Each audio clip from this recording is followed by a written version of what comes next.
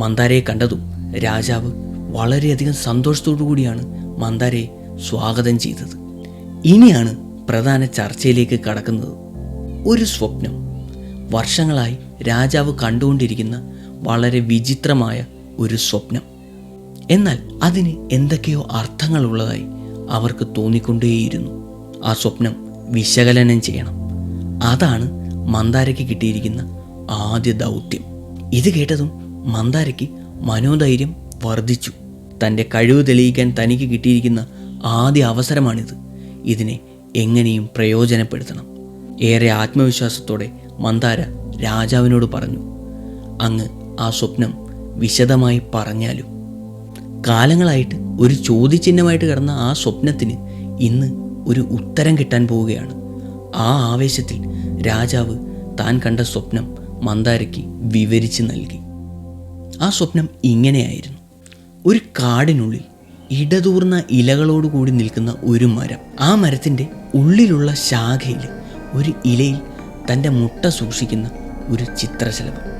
ഓരോ ദിവസവും തൻ്റെ കുഞ്ഞ് അതിൻ്റെ വളർച്ചയുടെ ഓരോ കടമ്പകൾ കടക്കുന്നത് ഏറെ കൗതുകത്തോടെയാണ് ആ അമ്മ ശലഭം നോക്കി നിന്നത്.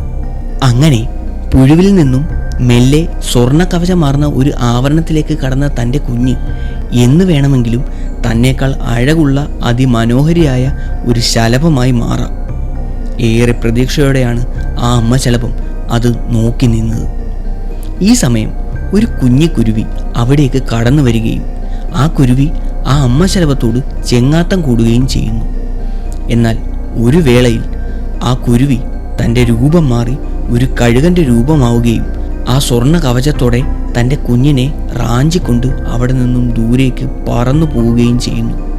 എന്നാൽ ഏറെ നാളുകൾക്ക് ശേഷം ദുഃഖിതയായി ഇരിക്കുന്ന ആ ചിത്രശലഭത്തിൻ്റെ അരികിലേക്ക് ഒരു അണ്ണാറക്കണ്ണൻ നടന്നു വരുന്നു.